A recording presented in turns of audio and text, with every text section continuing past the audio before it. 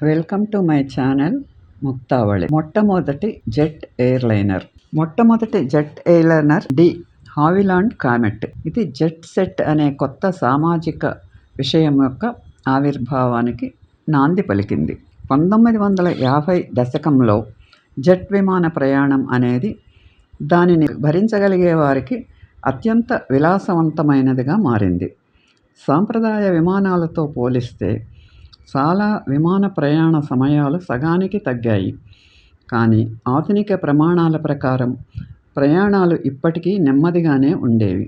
మే 1952లో ప్రపంచంలోనే మొట్టమొదటి jet passenger service London నుండి జోహాన్స్బర్గ్ వరకు వెళ్ళే British overseas Airways corporation BOAC విమానం దక్షిణాఫ్రికాకు 18.5 గంటల ప్రయాణంలో 5 చోట్ల ఆగింది.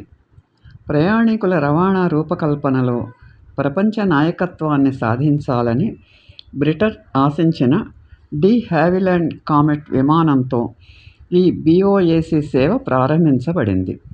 1944 నుండి అత్యంత గోప్యంగా ఉంచబడిన ఒక పారిశ్రామిక రహస్యంగా అభివృద్ధి చేయబడిన కామెట్ జూలై 1949లో తన తొలి విమాన ప్రయాణం చేసింది. జనవరి 1952లో సరుకు రవాణా సేవలోకి ప్రవేశించింది. ఆ తర్వాత అదే సంవత్సరం మే 2న జోహాన్స్బర్గ్కు చేసిన విమాన ప్రయాణంతో ప్రపంచంలోనే మొట్టమొదటి జెట్ ఎయిర్లైనర్గా స్థానం సంపాదించింది. ఆధిపత్యం కోసం పోరాటం. కామెట్ సేవలోకి వచ్చిన మొట్టమొదటి జెట్ ఎయిర్లైనర్ కావచ్చు, కానీ అది ఎక్కువ కాలం ప్రపంచంలో అగ్రగామిగా నిలవలేదు. డి హావిలాండ్ యొక్క గర్వకారణమైన ఆ విమానం దక్షిణాఫ్రికాకి ఎగిరిన 3 నెలల తర్వాత US తయారీదారు బోయింగ్ ఒక సైనిక మరియు పౌర రవాణా విమానాన్ని అభివృద్ధి చేయడం ప్రారంభించింది. అది 1955లో బోయింగ్ 707గా ప్రయాణికుల సేవలోకి ప్రవేశించింది.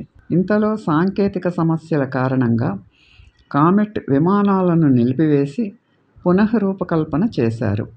కానీ ఎంతగానో మెరుగుపరచబడిన కామెట్ కూడా సాంకేతికంగా మరింత ఆధునికమైన 707తో పోటీ పడలేకపోయింది. 707 ప్రయాణ పరిధి, ప్రయాణ వేగం మరియు ప్రయాణికుల సామర్థ్యంలో దానిని అధిగమించింది.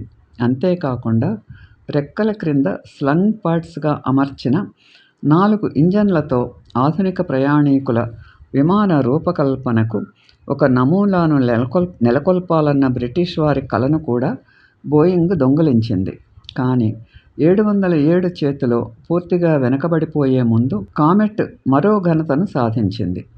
అక్టోబర్ 4, 1958న బోయింగ్ కంటే 22 రోజుల ముందుగా ప్రపంచంలోనే మొట్టమొదటి అట్లాంటిక్ సముద్ర జెట్ ప్రయాణికుల సేవను ప్రారంభించడానికి దీనిని ఉపయోగించారు.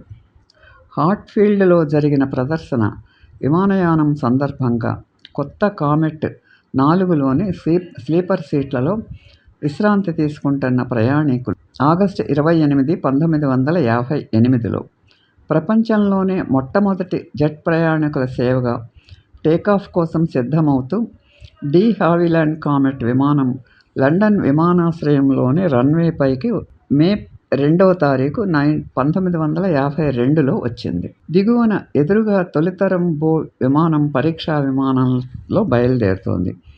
మీరప్పుడు ఎక్కడ ఉన్నారు?